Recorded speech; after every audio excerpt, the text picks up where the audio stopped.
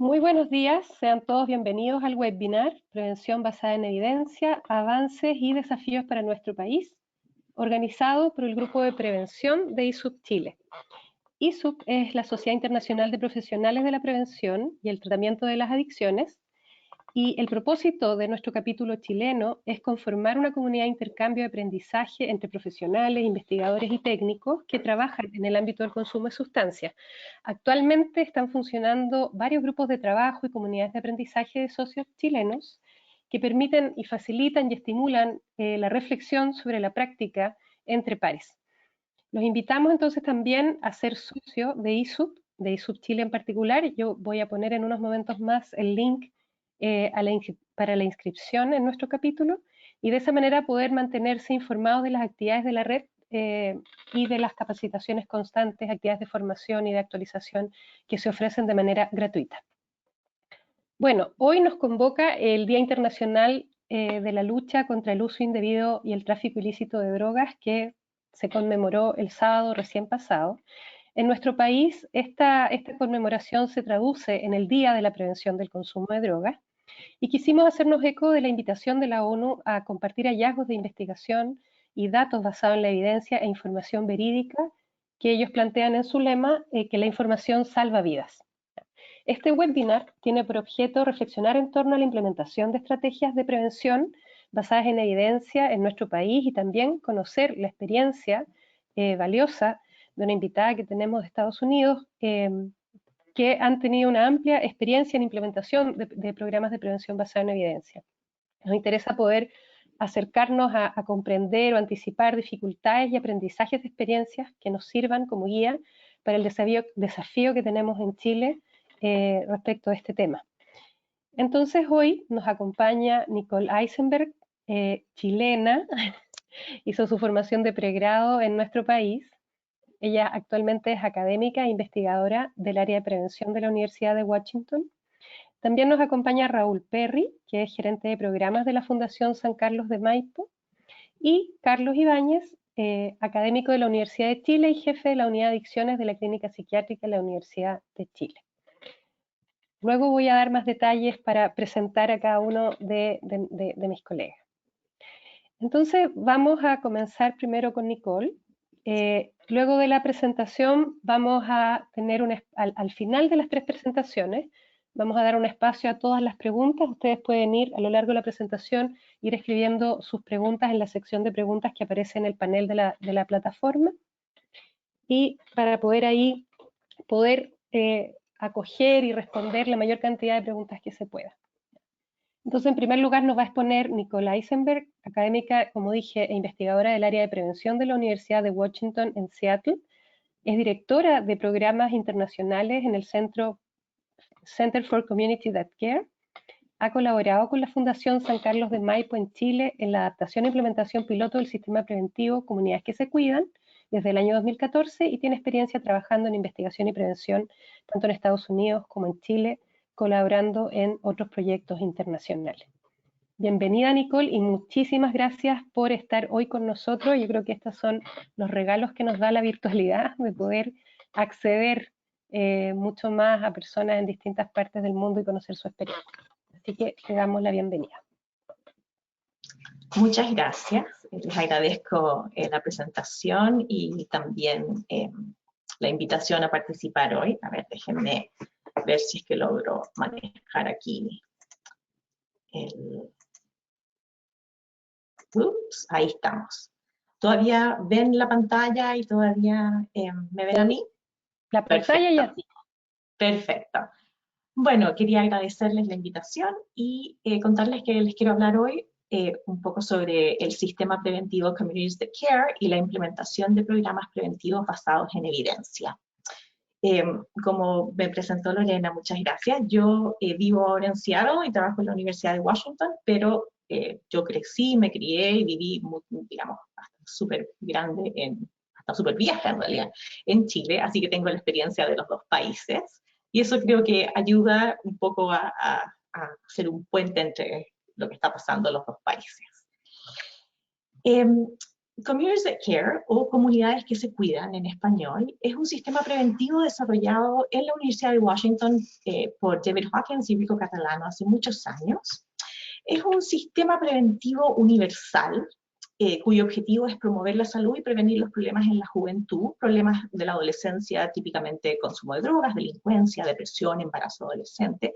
Y como ven ahí en el dibujito, en el fondo es prevención, no es tratamiento, y está en el área más bien como de promoción de la salud y prevención universal, aunque también promueve el uso de estrategias preventivas ya selectivas o indicadas.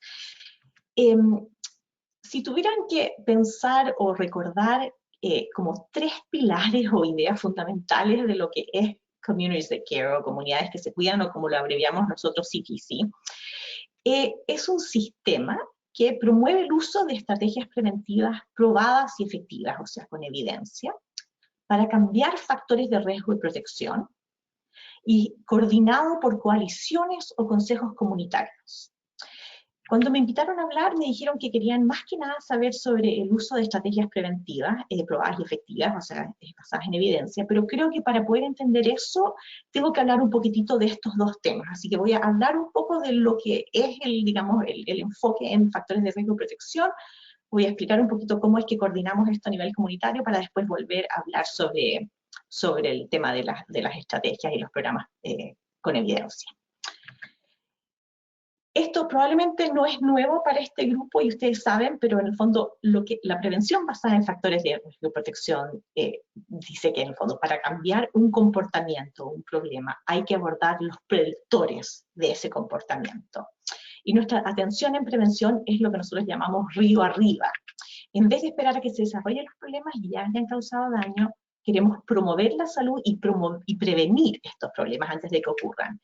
Y para eliminar, digamos, esto se hace eliminando o mitigando los precursores o las causas de los problemas antes de que se manifiesten. Estos precursores o causas, estos son los que llamamos los factores de riesgo y protección. ¿Qué son? Los factores de riesgo son características de los niños o de su entorno que elevan la probabilidad de que hayan problemas. Los factores protectores amortiguan o reducen la exposición a altos niveles de riesgo. Existen a nivel individual y en el contexto de los pares, los colegios, las familias, las comunidades, los barrios. Y muchos de los mismos factores de riesgo y protección predicen en el fondo diferentes problemas de salud y comportamiento, o sea que tiene como una economía en el sentido de que uno puede, al abordar o intervenir en un factor de riesgo o protección, puedes afectar muchos problemas distintos. Por ejemplo, aquí vemos en la columna hacia abajo distintos factores de riesgo a nivel comunitario, familiar, individual, de pares, y vemos distintos problemas como consumo de drogas, delincuencia, embarazo adolescente, etc. Y vemos que si uno mira, por ejemplo, a nivel de la familia, un mismo tema como el manejo familiar o el conflicto puede afectar múltiples problemas. Entonces, si uno interviene tempranamente, puede prevenir muchas cosas, no solo el consumo de drogas. En Communities that Care, el tipo de prevención que hacemos es una prevención que está coordinada y liderada por las comunidades mismas. ¿A qué me refiero con esto? Es como de propiedad y operación local, nosotros decimos en inglés, en el fondo. Funciona a través de como de 5 fases. En la primera fase, en el fondo, hay un poco una evaluación de la disponibilidad y digamos, se ve si es que realmente este es un trabajo que una comunidad quiere o puede realizar. Si no hay compromiso comunitario y participación comunitaria, no es algo que se puede hacer, porque realmente esto es operado y coordinado a nivel comunitario. Entonces, si no hay, digamos, si no hay interés de la comunidad, no se va a poder realizar. Luego se organiza y se involucra a la comunidad a través de un consejo comunitario. Se invita a distintos agentes interesados o preocupados o que trabajan en el área de infancia o adolescencia, juventud, a participar de este consejo comunitario. Y esto puede incluir escuelas, liceos, agrupaciones de vecinos, fundaciones, consultorio, padres, familias, jóvenes, gobierno, ONG, Senda, policía, empresarios, proveedores de servicios sociales, organizaciones sociales, las organizaciones religiosas, la iglesia, medios de comunicación, municipios. En el fondo, todas aquellas agencias, personas, etcétera, que tienen algo que decir o que les importa la juventud de un barrio, de una comunidad, de una ciudad. Luego de que está conformado este consejo comunitario, que no voy a entrar en detalles porque creo que no tenemos tiempo, en el fondo la fase siguiente es desarrollar un perfil comunitario. Y esto funciona a través de una encuesta que se realiza en general en los colegios, donde evaluamos factores de riesgo y prevención de los mismos jóvenes y también preguntamos niveles de prevalencia de consumo y de otros comportamientos de salud y de problemas en la juventud. Y realmente como que hacemos un mapa, tomamos la temperatura de, en el fondo, cuáles son los principales problemas, cuáles son los factores de riesgo que están elevados, los factores protectores que están deprimidos, y para ver cuáles son las prioridades en una comunidad, que son muy distintos en una comunidad en otra. Una comunidad puede tener problemas a nivel de comunitario, en otro escolar, en otro en la familia, etcétera, y eso puede variar de un lugar a otro, y queremos realmente buscar solucionar los problemas locales y no lo que alguien tenía la idea que era el problema sin medir. Es como, en el fondo, no darle un remedio para la presión a alguien que tiene problemas digestivos, en el fondo, es poder hacer como un enlace adecuado. Y también evaluamos cuáles son los programas o las estrategias o las intervenciones que ya existen en una comunidad, para ver qué es lo que falta, en el fondo, dónde hay brechas, si es que hay problemas escolares, pero ya hay un montón de programas escolares realmente probados, efectivos, con evidencia, entonces quizás ahí no es donde hay necesidad, sino que hay en otra cosa. Entonces, lo que hacemos acá, este es un ejemplo de un perfil de riesgo en un colegio en particular en Chile. Estos son niños de octavo básico, estos son datos de hace varios años. Entonces, este es uno de los ejemplos de cosas que nosotros entregamos a este consejo comunitario. Ellos observan y ven, ok, aquí están todos estos distintos factores de riesgo, cuáles son los más elevados. Aquí, por ejemplo, vemos que desorganización comunitaria y actitudes desfavorables hacia el uso de drogas, esos dos están mucho más altos que los demás. Entonces, ¿qué es lo que van a hacer? Van a buscar programas que aborden estos dos factores de riesgo que están elevados. Ahí es donde empieza la cuarta fase de comunidades que se cuidan, que es crear un plan de acción comunitario, y en que eligen programas que pueden abordar estas dificultades digamos, o en el fondo apoyar las fortalezas que tienen, porque también hacemos un perfil de protección en su comunidad en particular, y luego implementan y evalúan y monitorean estas estrategias, programas, políticas, etcétera, que han decidido implementar en su comunidad. Es acá, digamos, en las fases 4 y 5, donde realmente la estrella son las intervenciones preventivas basadas en evidencia. ¿Por qué tanto énfasis en intervenciones basadas en evidencia? A veces la gente como que se aburre de escuchar, ay, ¿por qué tanto este cuento de la evidencia? Y quiero contarles un poquito de historia para entender esto. En Estados Unidos, en los años 70, la prevención del consumo de drogas y la delincuencia se centraba básicamente en tres cosas: en proveer información, en estrategias que se llaman como de promoción del temor o del terror, y en abstinencia. Esta promoción del temor es, por ejemplo, mostrarle en el fondo todas las cosas súper terribles que pueden ocurrir si consumen drogas o si, qué sé yo, llevarlos a la cárcel para que vean lo terrible que es hacerse delincuentes, cosas así. Y de abstinencia, en el fondo, es simplemente decirle, no usen, no consuman, digamos, sin mayor tipo de apoyo de otro tipo. Y los resultados que vieron con este tipo de intervenciones, que tenían muy, muy buenas intenciones, era ayudar a los jóvenes digamos, a desarrollarse bien, no hubo reducción en el uso de drogas ni en la delincuencia. Algunos de los programas de información aumentaron el consumo de drogas, porque le dieron más ideas, digamos, a los jóvenes en el tipo de intervenciones que tenían. Y algunas estrategias de promoción del temor aumentaron la delincuencia. Y lo que aprendimos de eso fue que las buenas ideas que no han sido evaluadas pueden empeorar la situación. Y en el fondo es poder entender que a veces, aunque haya muy buenas intenciones, si uno no evalúa cuáles son los efectos, los resultados de lo que uno está haciendo, puede hacer daño, puede empeorar la situación. Aquí nadie tenía malas intenciones, solo que eran cosas, digamos, no planificadas. Entonces, se empezó a poner un énfasis muy fuerte en que las intervenciones que usemos hayan sido evaluadas para que haya evidencia de que funcionan y que pueden tener resultados positivos. Entonces, cuando hablamos de programas probados y efectivos dentro del marco de Communities That Care, a lo que nos referimos es a programas que, primero que nada, tengan un impacto positivo sobre los niños y ausencia de efectos negativos. O sea que si es que uno quiere prevenir, digamos, el consumo de alcohol, que efectivamente lo prevengan y que no tengan el efecto negativo no intencionado. ¿Cómo sabemos esto? Realizando evaluaciones de alta calidad. Entonces, para poder, en el fondo, estar certeros de que tenemos este impacto positivo, queremos que hayan investigaciones rigurosas, como estudios experimentales o cuasi experimentales, con un diseño adecuado que nos permitan estar seguros de que ese impacto se debe al programa y no a otra cosa, o que no estamos causando otros daños.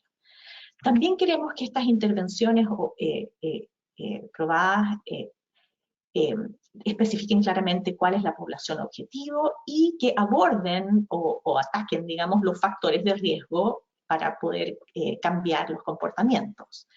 Y al final también es súper importante que estos programas basados en evidencia estén disponibles, o sea, que exista una forma de aplicarlos, replicarlos, que hayan materiales de entrenamiento, que hayan manuales, que hayan instrucciones, porque si es algo que solamente lo conoce una persona en una universidad, no sirve de nada, tiene que ser replicable y sustentable en el tiempo. Que haya información sobre los recursos humanos, financieros necesarios para aplicarlo, idealmente también un análisis de costo-beneficio. Y estos son los criterios que usa uno de los registros o menús de programas preventivos, que es Blueprints, pero estos son los que actualmente usamos en Communities That Care. A ver, estos criterios son bien estrictos y es difícil que programas lleguen a este nivel, pero hay que entender que no se llega en el fondo ahí de un día para el otro, digamos. Hay programas que están tienen un nivel de evidencia menor y pasito a pasito, como esta foto del bebé en el fondo, con pasitos pequeños, se puede llegar a programas que tienen una evidencia mucho más sólida, digamos, basada en estudios experimentales. Y hay niveles intermedios, y en ocasiones, si no existen programas con suficiente evidencia, uno puede buscar otras alternativas y de a poco ir recopilando la información que te permita eventualmente tener más evidencia de sustento del programa. Hay en Estados Unidos varios registros de programas, no solo Blueprints. Hay, digamos, aquí tengo algunos ejemplos, tanto como del área como de la delincuencia, como del área del bienestar de los niños, como el área más como del CENAME, Child Welfare. También los últimos dos son programas específicamente escolares que tienen que ver con aprendizaje socioemocional y cosas académicas. Y todos estos tienen distintos criterios de inclusión. Blueprint yo diría que es mucho más estricto en el sentido de que el nivel de evidencia que tienen que tener los programas es más alto, pero en todos ellos hay programas basados en evidencia para tener una idea. Y no solamente programas, también pueden ser políticas públicas basadas en evidencia, por ejemplo, leyes como aumentar la edad mínima de consumo legal de tabaco o alcohol en un país o en una ciudad o en un lugar. Esas son políticas que hay que asumir, no son programas. Estrategias escolares, que no son programas en sí, sino que son como prácticas pequeñas que se pueden hacer, como los saludos positivos en la puerta, que a pesar de que es una estrategia muy pequeñita, ha demostrado tener efectos positivos, o también algunas estrategias ambientales, como por ejemplo, a veces cuando no hay lugares de recreación sana, a veces la construcción de un parque es la solución, digamos, cosas de ese tipo. ¿Cómo lograr que se use la prevención a más grande escala? O sea, a pesar de que en Estados Unidos ha habido mucho avance en la investigación y en el desarrollo del programa, se siguen usando pocas intervenciones con evidencia. O sea, no piensen que este es un problema solamente en Chile, en Estados Unidos también. Y CTC nació hace un montón de años un poco para abordar ese desafío de la prevención, que es cómo poder como hacer llegar estos programas a las comunidades locales, a las distintas ciudades, etcétera, barrios. Entonces, CTC no es un programa, es un sistema que permite entregar o a la comunidad, en el fondo, elegir programas e implementarlos en sus comunidades, pero no es un programa en sí. Entonces, CTC requiere de los programas para funcionar. Y CTC ha sido evaluado y ha demostrado que funciona y que logra resultados positivos. Muy rápidamente les voy a contar un poquitito sobre un estudio experimental en que en 24 comunidades se separaron en 12 que iban a ser las comunidades de intervención experimental y 12 control. Y se creó un panel longitudinal de más de 4.000 niños que se reclutaron cuando estaban en quinto básico y después se fueron evaluando todos los años, o sea, se los evaluó en sexto, en séptimo, en octavo, etcétera, hasta que salieron del colegio y después los hemos seguido, ya tienen casi 30 años y los hemos seguido más o menos cada año o año por medio hasta la adultez para ver qué efecto tuvo el haber, digamos, vivido en digamos, en una comunidad que hizo CTC cuando ellos eran niños. Durante este estudio, las comunidades donde estos niños vivían, que hicieron CTC, evaluaron sus factores de riesgo y protección con una encuesta y luego eligieron programas con evidencia basándose en sus necesidades locales. Entonces, en algunos lugares eran más escolares, en otros eran más familiares, etcétera, los problemas, y eligieron programas adecuados a eso. Y luego implementaron programas con evidencia con alto nivel de fidelidad. ¿Qué significa eso? Con adherencia a las especificaciones teóricas y prácticas de los programas, o sea, tal como los autores de estos programas los diseñaron, o sea, cuando implementaron el programa como al pie de la letra. Y estas no son comunidades extraordinariamente especiales o súper pudientes o ricas o especiales, sino que son comunidades cualquiera, digamos, que se eligieron para participar de este estudio, que estaban dispuestas a participar, por supuesto, pero que son comunidades parecidas a las comunidades que vemos en Chile o en otras partes del mundo. Y efectivamente lograron implementar muchos programas. Por ejemplo, aquí vemos que durante un periodo de 2 años, digamos el 2004 y el 2005, allá el año escolar en el fondo justo tiene diciembre, cae en la mitad del año como para las vacaciones de invierno, entonces los años son, en vez de ser el año escolar 2004, es el 2004-2005. Pero lo que les quiero mostrar es que 12 comunidades lograron implementar en este periodo de 2 años 16 programas distintos, y habían programas para padres, como Strengthening Families, Guiding Good Choices, etc. Habían programas extraprogramáticos para niños, tutorías, etcétera, cosas en la tarde, después del colegio. Habían programas escolares que se implementan dentro del colegio, como Life Skills Training, creo que se llama Habilidades para la Vida en español, o programa anti-bullying. Y algunos de los programas, por ejemplo, les voy a hablar de Guiding Good Choices. Este es un programa que existe en español, que se llama Guiando Buenas Decisiones, y de hecho la Fundación San Carlos de Maipo ahora va a entrenar a algunas personas para poder implementarlo en Chile. 6 de las 12 comunidades eligieron este programa para poder implementarlo, y es un programa que es bastante sencillo y es muy corto, son 5 sesiones solamente, entonces lograron hacer muchos ciclos. Estas 6 comunidades que decidieron implementar este programa, dado que solamente dura 5 semanas, en el fondo pudieron hacer varias administraciones con grupos, y al final, digamos, miramos y hay como fueron, si sumamos el 38 del colegio, hubo como casi 90 ciclos digamos, aplicaciones de este programa en estas 6 comunidades. Y así con las otras, hay algunas que fueron más usadas, otras menos usadas, hay unas más largas, más cortas, pero las comunidades lograron implementar todos estos programas distintos.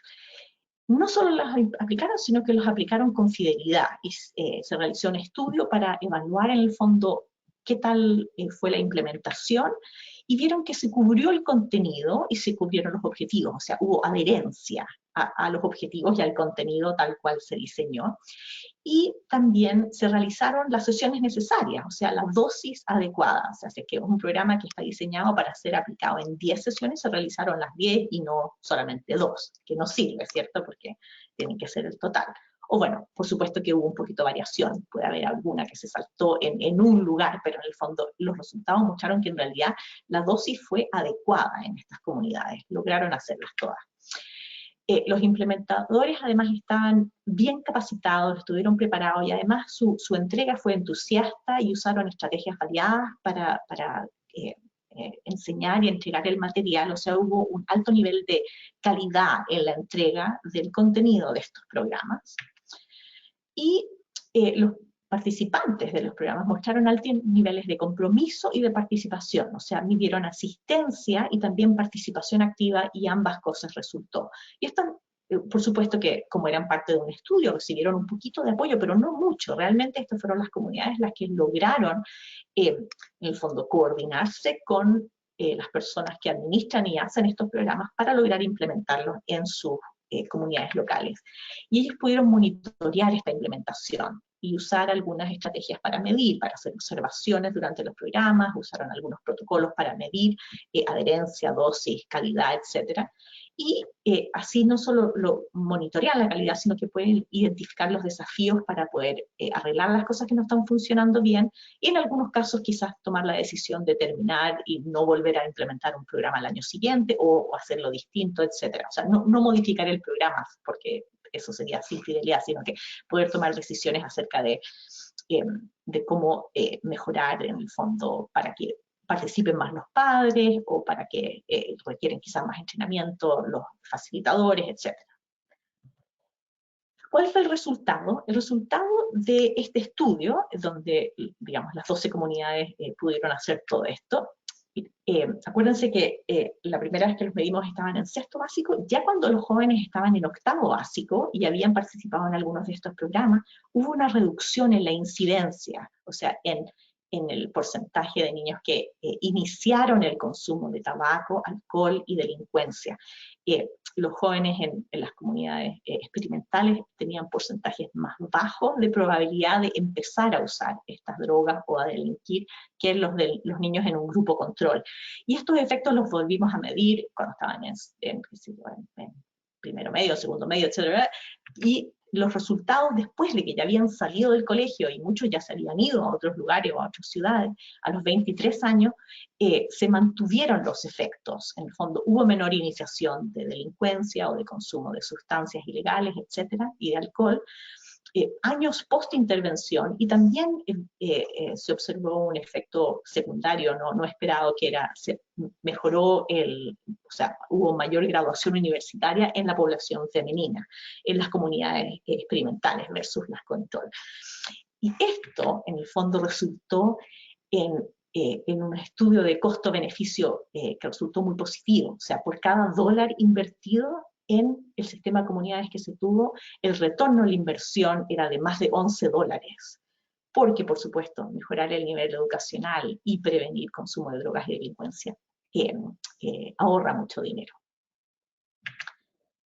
Este programa, o este sistema, perdón, Comunidades que se Cuidan, lo hemos estado piloteando en Chile hace muchos, desde como el año 2014 empezamos con la Fundación San Carlos de Maipo en 4 comunidades, y hemos visto que las primeras fases de organizarse, formar el consejo comunitario y evaluar, hacer el perfil comunitario, realmente se puede hacer bastante, con mucho trabajo, y no voy a decir que es fácil, pero con poca adaptación, y se puede hacer bastante bien, y han tenido muy buena llegada las comunidades.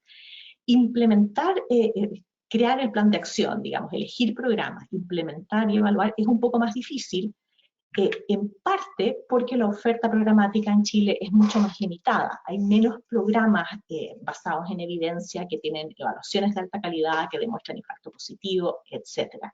Y especialmente hay carencia en programas preventivos universales.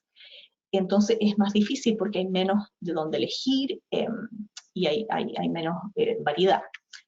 pero no quiero dejarles con la dificultad, quiero mostrarles que la dificultad en el fondo es como una cara de la moneda y la otra cara de la moneda es la oportunidad. Y claramente existe, y nos hemos dado cuenta, una demanda muy alta por programas con evidencia en Chile. Los datos existentes, que yo creo, estoy segura que ustedes los conocen, claramente demuestran la necesidad. Chile tiene niveles de consumo de sustancias muy altos, entonces la necesidad es muy alta. Y Chile puede ser un ejemplo, estoy súper pasada de la hora, un ejemplo para otros países en Latinoamérica claramente en esto. Y también creo que hay una sinergia muy importante porque en Estados Unidos se están desarrollando en este momento varios registros de programas en español o para poblaciones latinas, y hay interés en desarrollar, adaptar, evaluar programas para poblaciones latinas, tanto programas que han sido diseñados específicamente o traducidos o que son bilingües, o que han sido adaptaciones culturales especialmente para familias latinas. Y en el fondo, al tomar este interés que hay, en el fondo creo que es importante que agregar a esta evidencia de la investigación, la evidencia como experiencial y contextual de hacerlo en países de habla hispana, en Chile, por ejemplo. Y con eso me quedo callada, les agradezco. Preguntas creo que lo vamos a hacer al final. Así que eso es. Muchas gracias, Nicole. De nada, voy a apagar mi pantalla y mi micrófono. Sí, yo creo que todos nos quedamos obviamente con ganas de más, pero bueno, hemos querido aprovechar este espacio de modo que sea justo, preciso y que si quedamos con ganas de más podamos generar otras instancias para compartir. Así que muchas gracias, Nicole. Entonces vamos a pasar ahora a la presentación de Raúl. Raúl Perry es gerente de programas de la Fundación San Carlos de Maipo. Tiene 20 años de experiencia profesional en instituciones públicas y privadas de promoción social y en la implementación a nivel ejecutivo de políticas y de programas de desarrollo. Actualmente lidera varios proyectos de implementación de programas basados en evidencia en Chile a través de la Fundación. Así que adelante, Raúl, y muchas gracias por acompañarnos. Muchas gracias, Lorena. ¿Se escucha y se ve la presentación? Además, quería saber si se veía bien. Se ve y se escucha, sí, todo bien. Perfecto, fantástico. Muy bien, bueno, yo voy a redondear una parte de la presentación que siempre le pido a Lorena que me deje al final para explicarla, porque tengo que hacer un pequeño disclaimer antes de empezar. Yo no soy psicólogo, no soy trabajador social, no soy sociólogo, no soy abogado, soy ingeniero civil, electricista, no he arreglado un enchufe en la vida, me he dedicado más que nada a trabajar como lo colocó Lorena en la presentación del currículum, en la implementación de programas y de proyectos en el ámbito del desarrollo y social, y en este minuto preventivo. Así que por las palabras que puedan no sonar demasiado clínicas, mis perdones. Pero déjenme compartir un poco la experiencia que tenemos nosotros en la Fundación en este tema, en la intervenciones basadas en evidencia, su implementación y nuestros aprendizajes. La Fundación San Carlos de Maipo está enfocada al desarrollo positivo de la infancia a través de la implementación de programas preventivos basados en evidencia, en la búsqueda de la incidencia en la política pública y el quehacer privado. Ese es nuestro ámbito de trabajo y tocamos varios ámbitos del ecosistema de la prevención para lograrlo. Ahora, cuando vamos a hablar en esta presentación acerca de programas basados en evidencia, cuando yo he ido conversando con otras personas acerca del tema, lo que me ha llamado la atención es que como que se entienden dos perspectivas, digamos. Una, ante un determinado problema, como podría ser el consumo de alcohol, algunos piensan o sienten que el tema del programa basado en evidencia se va a traducir en que un grupo de personas se va a juntar y con evidencia disponible va a diseñar una intervención que va a pilotear, evaluar con algún tipo de indicador para mejorarla en el tiempo. Y en algún minuto puede darse la situación incluso de que se pueda evaluar experimentalmente. En la experiencia que la vamos a comentar ahora desde la perspectiva de la Fundación, lo que vamos a hablar más bien es de un paquete que uno consigue, se llama programa. Y ese programa empaquetado ya viene con la evidencia prediseñado, piloteado y evaluado con evaluaciones de impacto, con los suficientes recursos para replicarlo, tal cual como lo explicaba Nicole en su presentación anterior, y es un programa que uno tiene que hacerle ciertos ajustes locales para que opere bien y después operarlo. Y sobre esta experiencia, nosotros como Fundación tenemos algunas cosas que me gustaría compartir en este espacio. En Chile tenemos experiencias de programas basados en evidencia, aquí tenemos algunos. La Fundación San Carlos de Maipo ha hecho la adaptación de Familias Unidas, Comunidades que se Cuidan, ICANN Problem Solve y Generation PMTO. Esa es nuestra experiencia. Y sobre esa experiencia es donde les quiero compartir. Nosotros visualizamos como 3 grandes áreas del proceso de implementación en donde hemos ido encontrando elementos interesantes que compartirles, tanto en la elección del programa, como en el pilotaje y la adaptación, y por supuesto en la fase de diseminación. Lo primero que les iba a comentar con respecto a la elección, para mí, mi etapa favorita, es que tiene múltiples elementos a los cuales considerar. Primero, ¿dónde buscar? Nicole nos mencionaba todos los bancos de programas que podemos encontrar en Estados Unidos y en otras partes del mundo. Los bancos de programas son un excelente lugar donde buscar los programas. El tema en general es que las implementaciones que yo conozco, incluidas algunas que nosotros como fundación hicimos en algún minuto, partían más bien del hecho de que te encontraste con el programa, pareció interesante y por lo tanto trataste de empezar a implementarlo. En vez de decir, oye, dada esta problemática que tenemos y los recursos y restricciones que tenemos, ¿cuáles son el abanico de programas que abordan estas problemáticas y cuál puede ser el más conveniente para nuestra institución, agencia o situación en ese momento? Y creo que ese es el correcto orden por el cual habría que enfrentarse a la búsqueda del programa. Y después de buscar el programa, también hay que tener muy presente que los creadores o distribuidores del programa tengan interés en trabajar en Chile. Así como anécdota, estuve en algún minuto en una ciudad de Estados Unidos, justamente de viaje, tuve la oportunidad de conectarme con una institución, teníamos muchas ganas de ver y conversar con ellos en la implementación del programa, y esa institución no me recibió. Porque finalmente me dijeron, ¿sabes qué? Chile no es en este minuto eh, un país con el que vamos a trabajar. Tiene una escala muy pequeña para que la replicabilidad del programa en este minuto tenga sentido para nosotros. Así que claro, hay que buscar gente que quiera trabajar en Chile. Y hay que ver cómo tenemos modelos de resguardo de la fidelidad de la implementación, algo que mencionaba Nicole, cómo nos aseguramos que el programa se reproduzca siempre de la misma manera y en la misma calidad. Yo aquí les quería colocar un ejemplo. Esta es una sesión del programa Familias Unidas que nosotros llevamos implementando desde el año 2014, que tenemos aquí a nuestra facilitadora mediando en una conversación donde la madre pone en acción todos sus conocimientos del programa en su conversación con su adolescente. Ya, una escena notable en su poder dramático, y quiero que pongan atención ahí. Allí hay una cámara, está grabando en video esta sesión. Esa sesión grabada en video va a después ser revisada por el equipo de adherencia de Chile y una muestra de esas sesiones revisada por el equipo de adherencia de Miami, que son los creadores del programa. Y así mantenemos un criterio único de si la sesión está cumpliendo con sus objetivos. Hay muchas formas de evaluar fidelidad de la implementación, desde los mecanismos que lamentablemente tenemos muy acostumbrados en Chile, como es el train and pray, o entrenar y rezar porque las personas entrenadas repitan lo que como programa hemos diseñado o aprendido a hacer. Pero también hay checklists que puede aplicar el facilitador. Incluso hay algunas experiencias de checklist que se aplica a las familias, para que sean las familias las que nos digan si efectivamente los facilitadores están haciendo las cosas. O sesiones observadas, sesiones grabadas en audio, en video, salas espejo. Hay diferentes grados con los cuales podemos abordar la fidelidad de la implementación. Otro gran tema es el modelo de implementación, y aquí surge un montón de detalles. Solamente los quiero como enunciar.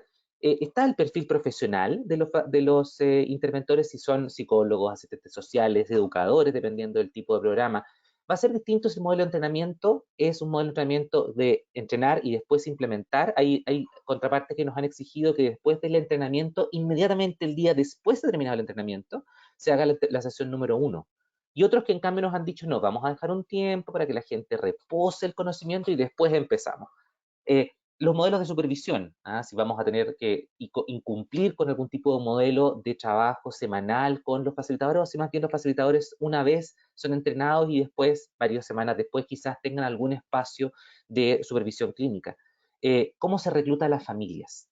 ¿Qué infraestructura se necesita? Hemos tenido la experiencia de ver programas que necesitan, por ejemplo, 2 salas, uno para trabajar con un adolescente y otro para trabajar con la familia. Y eso es muy distinto a tener programas que solamente requieren una sala, dado que el primero va a ser muy complejo llevar a lo virtual, el segundo no. Y ese tipo de cosas hace que, por ejemplo, en una implementación virtual nosotros deberíamos decantarnos por elegir el segundo, no el primero.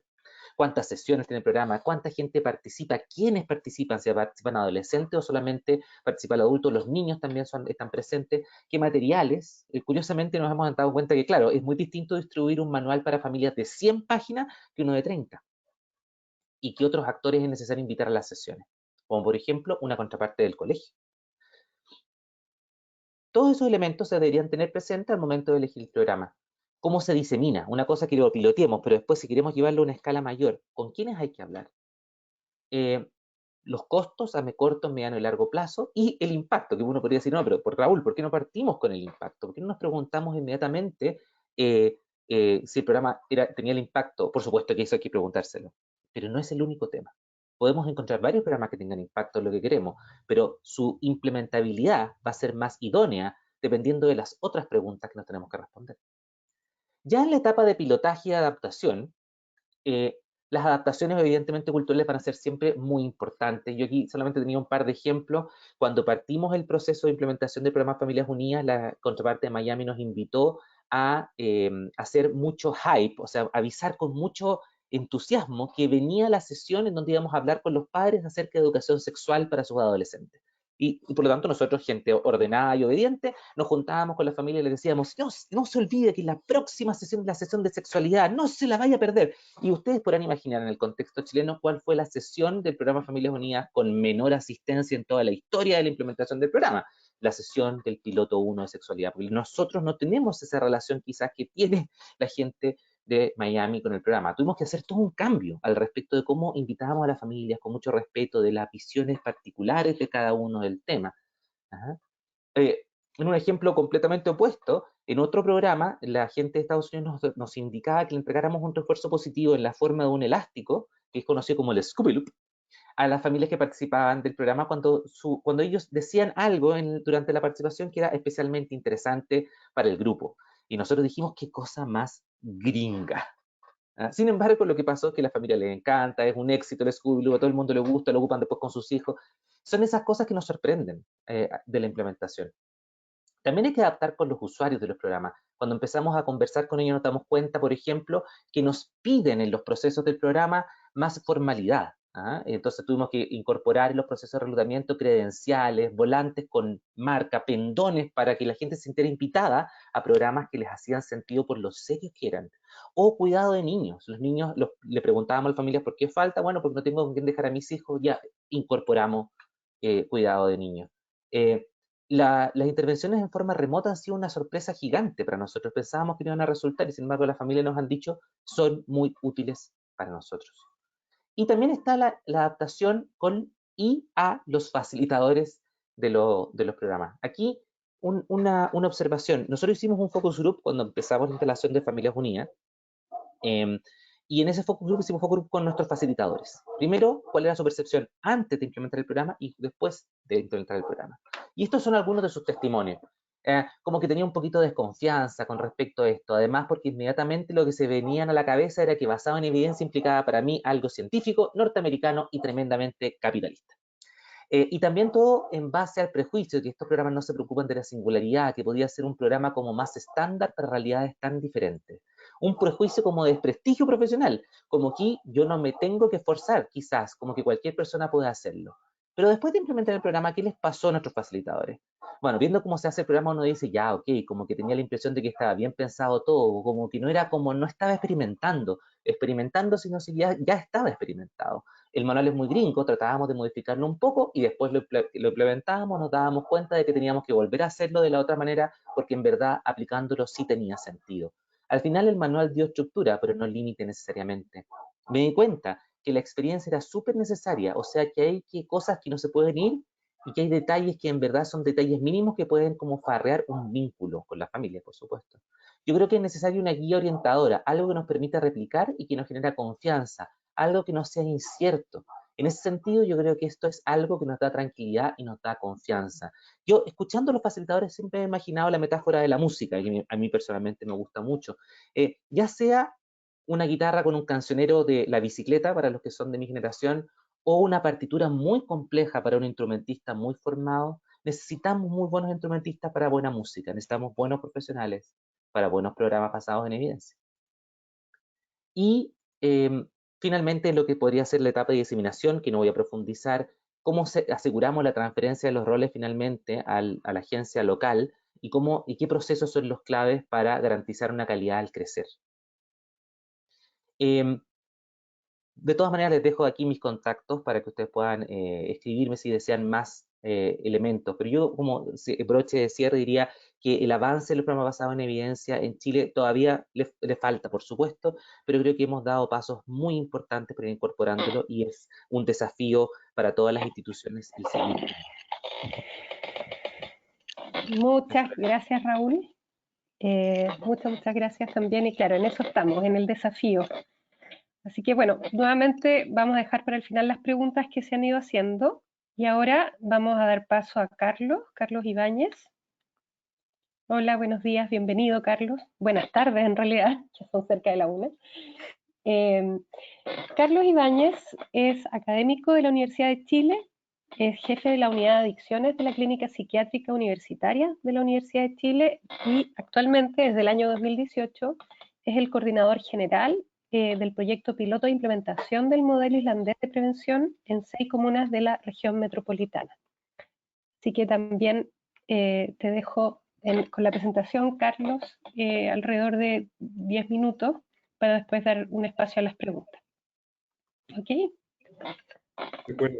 Gracias Muchas por la gracias. invitación, Lorena. ¿Me escuchan? ¿Y se ve mi pantalla? Sí, se ve y se escucha. Perfecto. ¿Y se ve completa? Se ve tu pantalla, la presentación.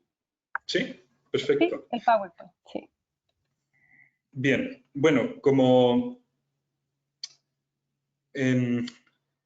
bien decías, yo voy a compartir la experiencia que hemos tenido en la adaptación del modelo islandés de prevención que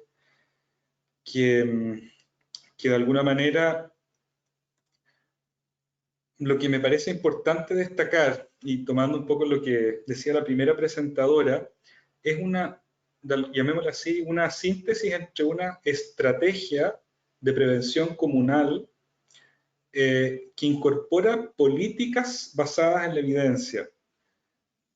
A mí me parece que es bien importante distinguir estos programas e intervenciones basadas en la evidencia de aquellas políticas que tienen que ver sobre todo con el control o la disminución del consumo de alcohol y tabaco, que también tienen una base muy sólida en la evidencia.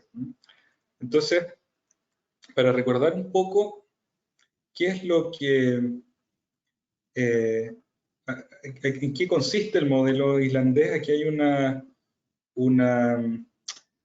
tabla de una publicación reciente del equipo de la Universidad de Chile, que tomó los principios guías del modelo islandés publicados por los islandeses, ¿no?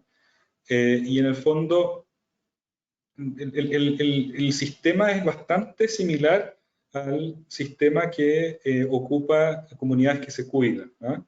En el sentido de que el trabajo con la comunidad es clave y que el diagnóstico de factores protectores y de riesgo de esa comunidad en particular es clave para echar a andar una colaboración con esta comunidad en la que se genere un cambio a nivel ambiental, ¿ya? Entonces, estos cinco principios guía que ustedes ven es, en primer lugar, enfocar la prevención primaria, hablan acá, en cambiar el ambiente más que en enfocarse al individuo. Aquí hay una apuesta muy decidida de modificar ambientalmente a las comunidades y al entorno, ¿no? En ese sentido podríamos decir que se trata principalmente de un enfoque de prevención ambiental, ¿no? Luego, enfatizar la acción comunitaria, ¿cierto?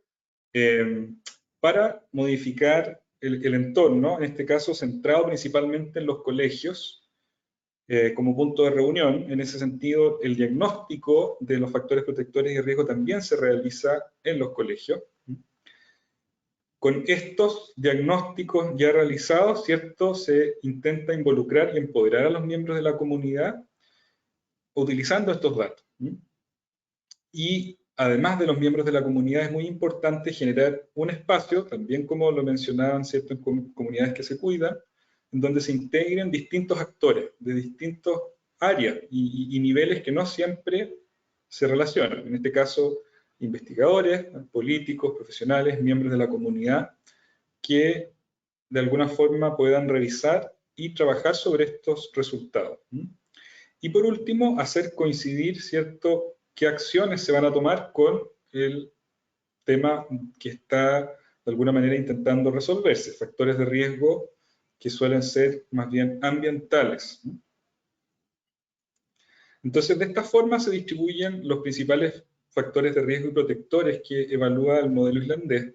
Como ven ustedes, está la familia, el tiempo libre, la escuela, el grupo de pares, pero además hay una mirada desde el punto de vista más amplio, qué es lo que pasa a nivel municipal, qué es lo que pasa a nivel nacional.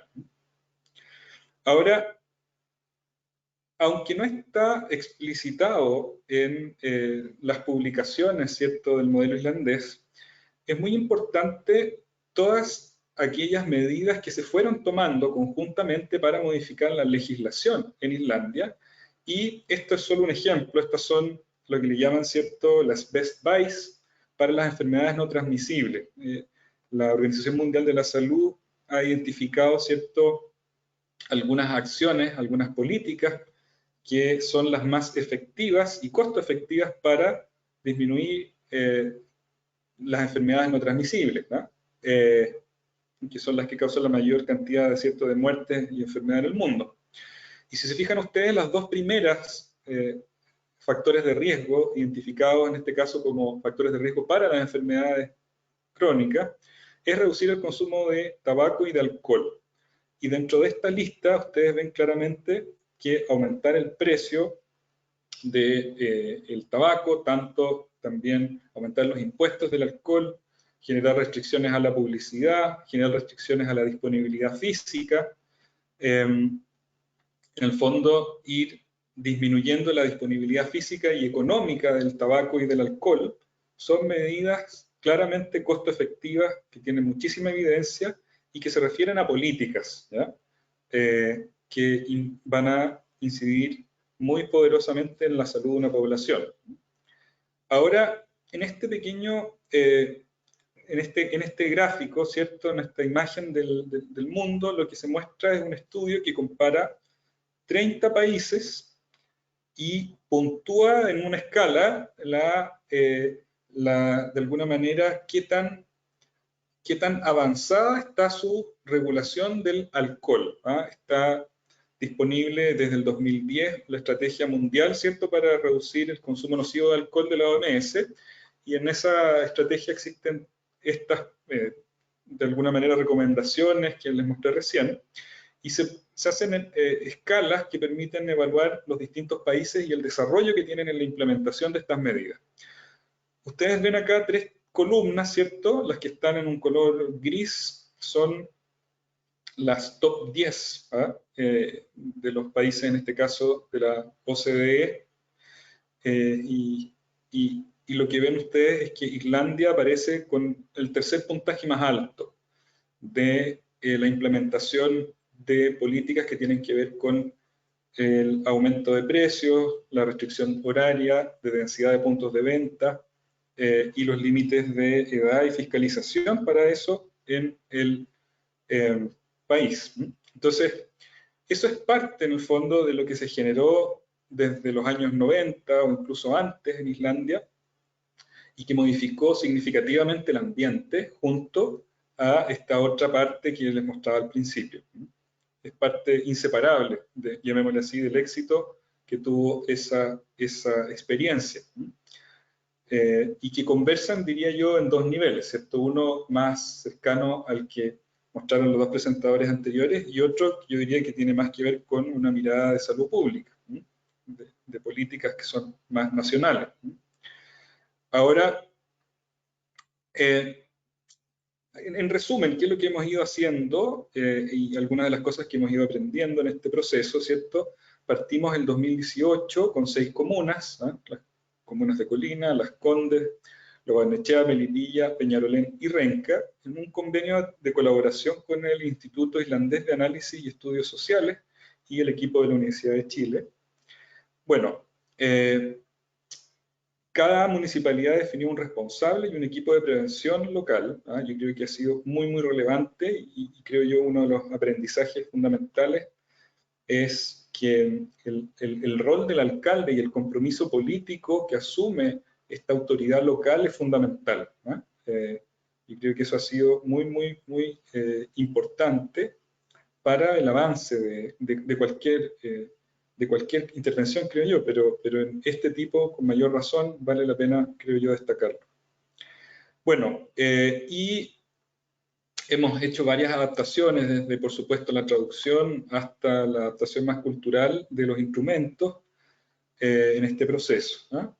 Hemos realizado dos encuestas, el 2018 la primera, ¿cierto? Y el 2020, COVID de por medio, la segunda, en la que tuvimos que hacer varias adaptaciones a propósito, ¿cierto?, de la distancia de los niños en las clases, o sea, en las casas en vez de en los colegios.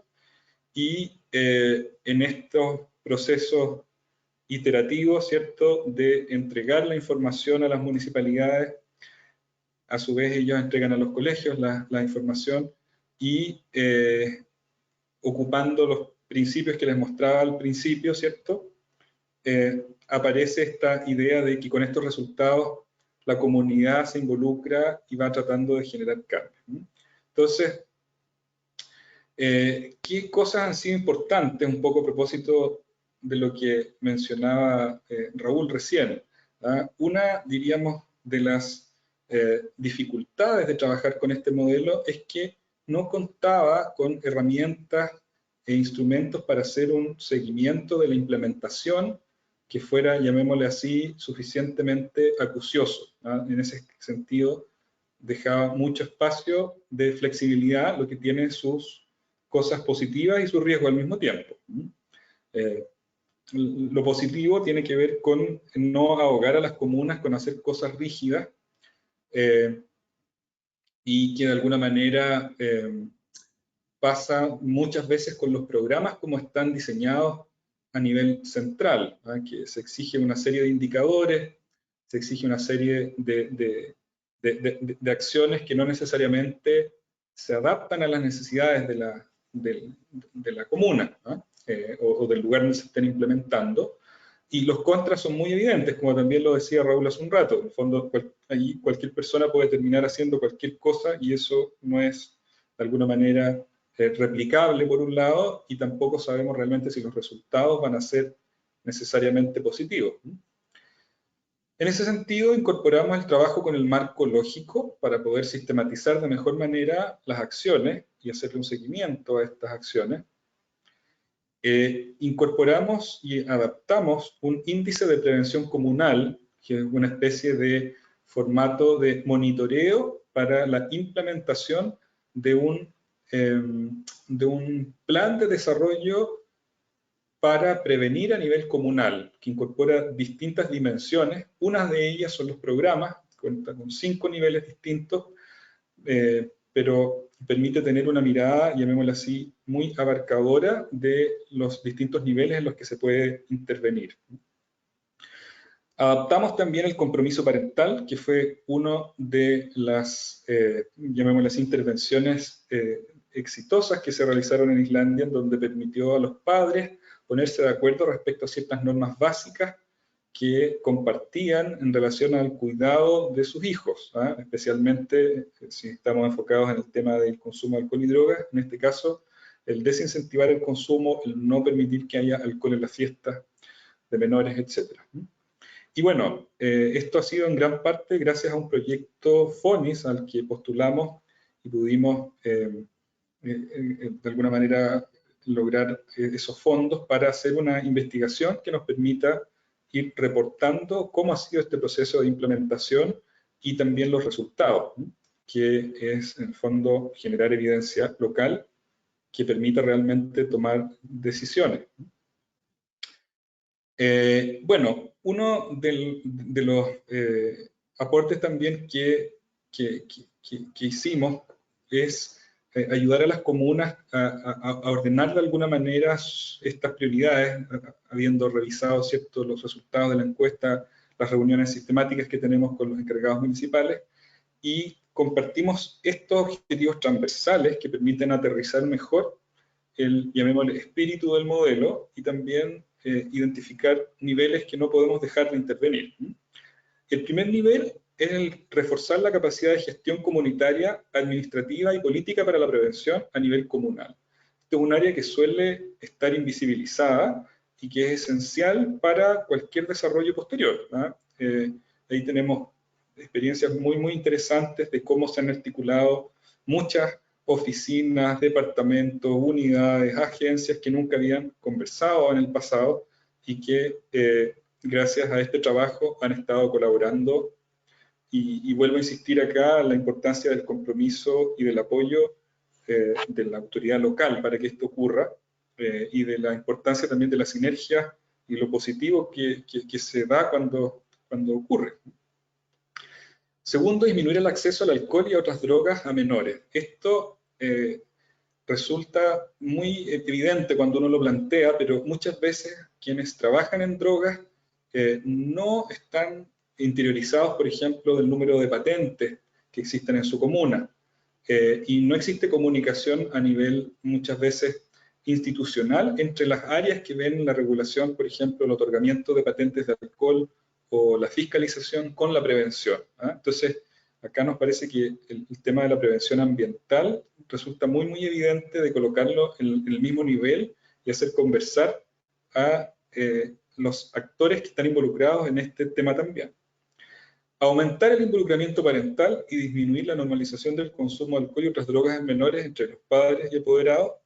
Aquí está esta idea, ¿cierto?, del compromiso parental. Aquí el tema es cómo vamos a pilotear y evaluar este compromiso parental y su efectividad. Lo estamos diseñando en este momento. Y promover un enriquecimiento ambiental a través de actividades recreativas extracurriculares organizadas, ¿no?, que es algo que de alguna manera es bien característico de este modelo. Bueno, para ir terminando, creo que, como decía al principio, es muy importante que tanto las políticas como las prácticas tengan una base en información rigurosa y en evidencia. Respecto a políticas de alcohol y tabaco, tenemos abundante evidencia y tenemos una deuda muy grande como país en avanzar en ella. Y probablemente desde el punto de vista costo efectivo y desde el punto de vista del impacto en la población y en todas las comunas con las que estamos trabajando, este tipo de medidas sean fundamentales. Lo segundo interesante tiene que ver con el foco, diría yo, de esta estrategia islandesa, tiene que ver con enfocarse principalmente en el ambiente y, de alguna manera, no solo centrarse en el individuo. Estas cosas, por supuesto, no son excluyentes, pero nos hemos centrado muchísimo tiempo en prevención, en programas enfocados en individuos y muy poco en generar cambios a nivel ambiental y en empujar aquellas políticas que se requiere para estos cambios.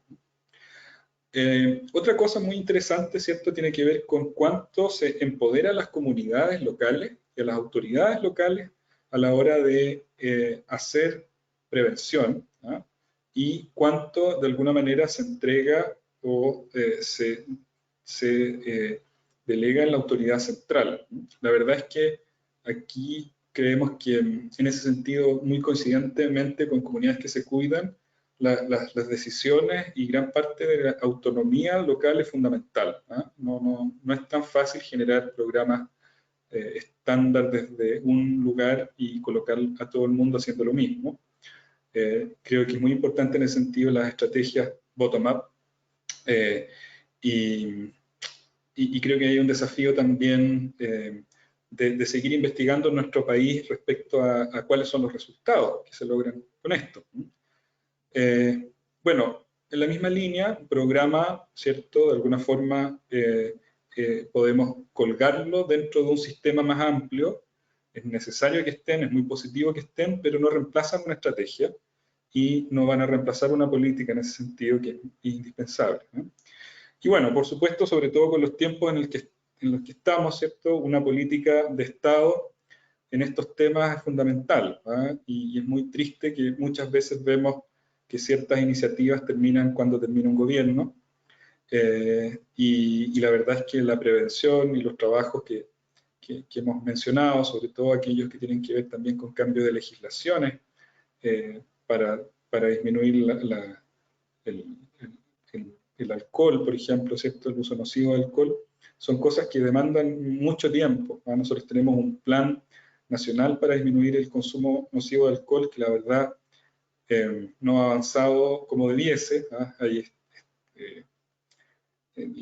leyes que están detenidas hace 13, 14 años y que no han avanzado en gran parte por la influencia de la industria, ¿no? Y por intereses de que esto no avance. Y bueno, por supuesto la importancia del rol de la academia, ¿no? La evidencia se genera en la academia y también la discusión horizontal, de alguna forma colaborativa, es muy necesaria para que esto vaya instalándose y que se vayan generando cambios en cómo se trabaja a nivel de prevención.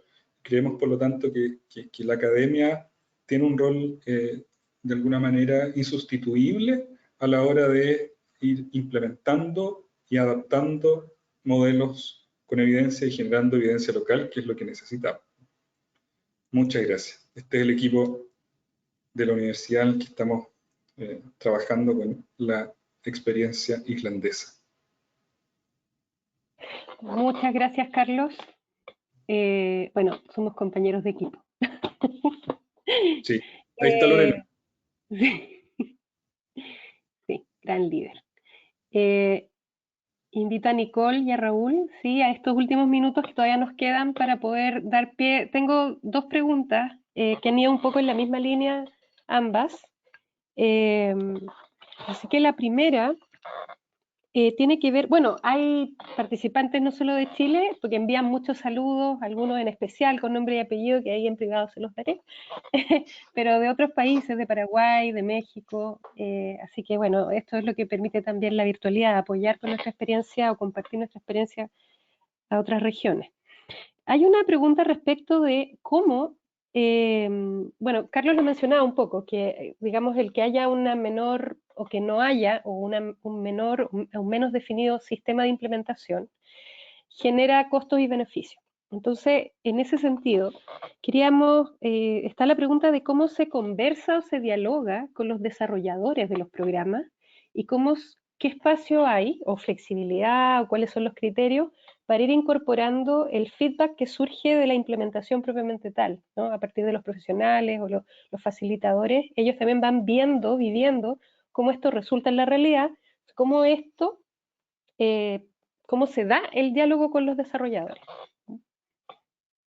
Entonces ahí no sé quién quisiera comenzar. Esto ya es como en el trabajo mismo. Quizás yo podría abordarlo teóricamente primero. Yo creo que esta tensión entre prácticas basadas en la evidencia, de alguna manera, que es hipotéticamente o exageradamente lineal, vertical, sin espacio para ajustes, tiene una lógica que yo diría no es uniforme para todos los grupos, para todos los equipos, y yo creo que ha ido cambiando con el tiempo. En ese sentido, cada vez hay más apertura para la bidireccionalidad en relación a cómo esto se va conversando con con los implementadores y con la población. En ese sentido, quizás ustedes podrán completar más, pero creo que el tema de cómo la comunidad toma esto y de qué cosas va a hacer la comunidad da un espacio para una gran flexibilidad. Ahora, mientras más programático sea una intervención, en ese sentido, mientras cierta intervención requiera protocolos, llamémoslo así, de comunicación individual, o sea, mientras más cercano sea una terapia, mientras más cercano sea tratamiento, llamémoslo así, va a necesitar de alguna manera mucho más, más apego al libreto, si queremos poder estudiarlo y replicarlo. Mientras más cercano sea a un cambio de política o a un cambio más macro, va a ser menos posible de generar un libreto, y por lo tanto va a ser más libre. Eso podría comentar yo. Raúl. Lo que a nosotros nos ha pasado es primero depende mucho, creo yo, no solo del programa, sino de la contraparte. Hemos tenido, por ejemplo, contrapartes que trabajan en el ámbito escolar, en el ámbito de educación parvularia, y me ha llamado poderosamente la atención que algunas de estas contrapartes nos han dicho que no teníamos la posibilidad de modificar una sola línea del texto que se utilizaba para, y estoy hablando de algo textual, digamos. En cambio, por ejemplo, intervenciones más clínicas incluso han tenido espacios de conversación y diálogo con respecto a la implementación muy profunda. Y eso va a depender, como decía, también de este como relación que tenga la contraparte y de la cantidad de veces que la contraparte ha llevado este proceso en otras latitudes. Eso también resulta como interesante. Si hay una contraparte que ha tenido esta experiencia con varios países, se va a haber encontrado ya anteriormente con la posibilidad de que hay necesidad de repensar las palabras, los acercamientos, el uso de determinadas formas de expresión e incluso algunas prácticas que pueden no tener tanto sentido cuando se traducen o se utilizan. Entonces, ahí es esa como experiencia de la contraparte que la ha llevado a tener un modelo más replicable, la que hace también más sencillo este diálogo. Con todo, creo que en la medida en que uno tiene más acercamiento a instrumentos de seguimiento más claro, le ayuda a todos, ¿ah? Y hace que efectivamente quienes hacen la intervención también sepan en qué marco moverse. Entonces, yo soy bastante fanático de los mecanismos de monitoreo de fidelidad de implementación, ordenan mucho y de todas maneras, son mucho menos, por así decirlo, estructuradores de lo que uno podría pensar al principio, sino que más bien dan un muy buen contexto donde poder navegar. Okay. Nicole, ¿quisieras agregar algo? Estoy en general de acuerdo con lo que dijeron Carlos y Raúl. No sé si recuerdan en el fondo, que yo creo que es bien importante recordar que está como toda la evidencia en el fondo de la investigación, pero eso no puede ir divorciado de la evidencia experiencial y contextual, que son las cosas más locales y de las habilidades profesionales de los facilitadores, etcétera. O sea, esas cosas tienen que incorporarse. Y mi experiencia, siendo un poquito más quizás como una contraparte para Raúl, por ejemplo, más representando programas. O sea, la comunicación es crucial y sí, por lo menos desde nuestro punto de vista, hay muchas instancias para conversar estas cosas y para discutirlas y para ver qué cosas son, digamos, hasta qué punto para conversar. O sea, el feedback del terreno es crucial, yo lo encuentro esencial, y muchos de nuestros instrumentos de monitoreo, como lo dice Raúl, tienen un espacio abierto para incorporar esa retroalimentación local, porque si uno no entiende la retroalimentación que tienen los facilitadores o los programas en terreno, en el fondo se pierde toda la experiencia. Eso es súper importante desde el punto de vista de las personas que representan a los programas. Eso es súper importante y yo lo valoro mucho. Y creo que no hay que perder de vista, en el fondo, los programas en general ofrecen como una estructura, pero eso no significa que no tengan flexibilidad. Y a veces el entender el por qué, la razón detrás de ciertas actividades ayuda a entender por qué se realizan, por ejemplo. Y eso en ningún caso, o sea, nosotros al revés, por ejemplo, si en un programa de habilidades parentales usamos un ejemplo que no es relevante para los padres en Chile, por ejemplo, en Colombia o en México, ese ejemplo se puede cambiar y como parte del entrenamiento para los facilitadores o para los padres, uno busca cuál sería un ejemplo adecuado para esta población y para esta comunidad. Y digamos, lo que uno no quiere es que en el fondo una sesión orientada a desarrollar ciertas habilidades se saque y se ponga otra cosa, ¿cierto? Pero si es que para lograr ese objetivo final uno necesita un ejemplo distinto, eso está perfecto. Ok, muchas gracias, Nicole. Mira, ahora empezaron a aparecer un montón de preguntas, pero voy a tener que hacer solo una más breve, que es como cómo lograr, me pareció un poco en la línea de lo que ya se estaba hablando al final, ¿no es cierto? En el fondo, ¿cómo sugieren hacer la vinculación entre la participación ciudadana, el apoyo social, el compromiso de los gobiernos locales para fortalecer la continuidad o la instalación de estrategias, modelos o programas preventivos. Estoy abusando de los minutos, pero sería mi última pregunta. Ahora, claro, esa es la pregunta del $1.000.000, ¿ah?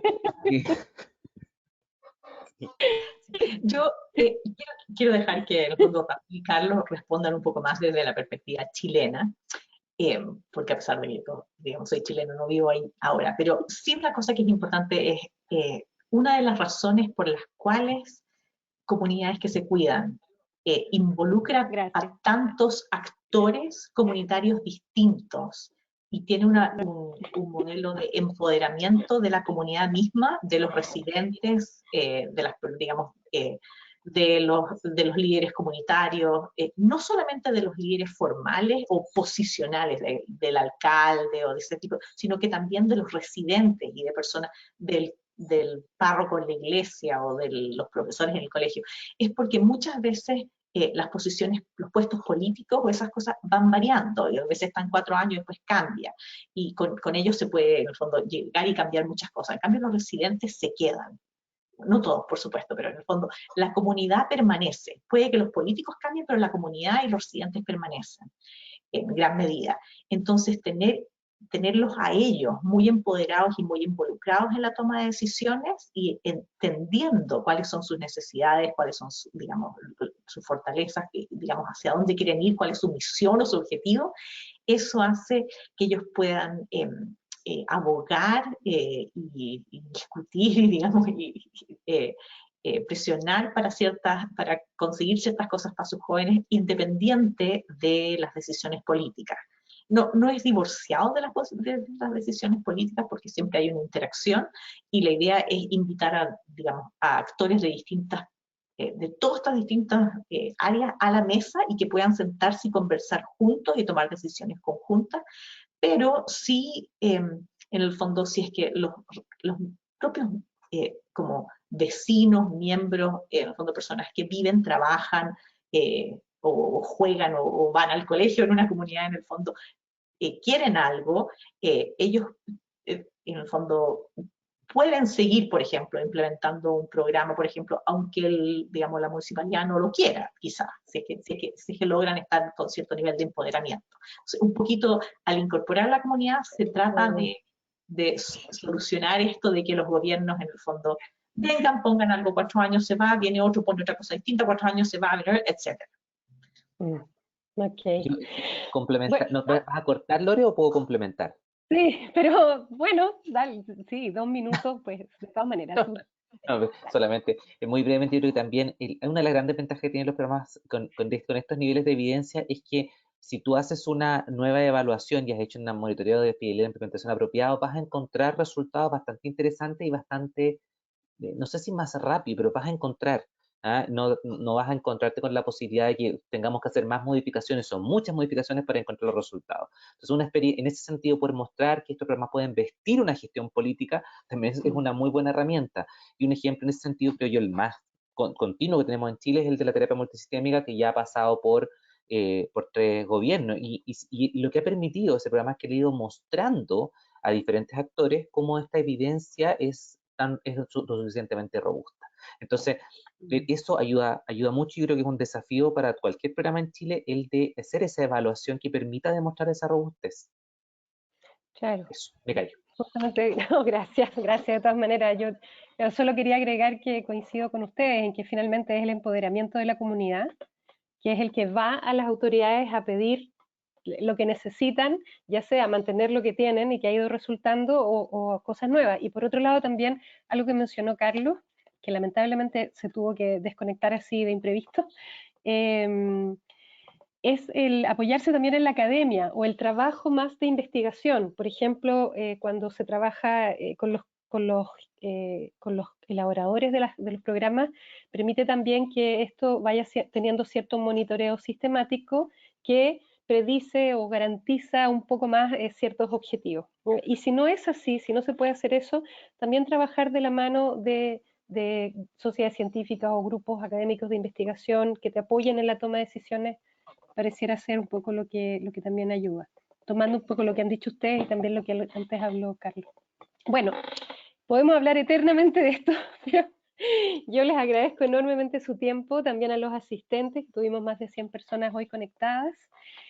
Muchísimas gracias, Nicole, por tu generosidad de estar hoy con nosotros. Gracias, Raúl, por haber gestionado este encuentro, por haberlo facilitado. Y al grupo también de prevención de ISUP Chile, que desde donde surgió esta idea y se movió todo. Así que los dejo súper invitados a ser socios de ISUP Chile, se pueden ir enterando de estas y otras actividades de formación.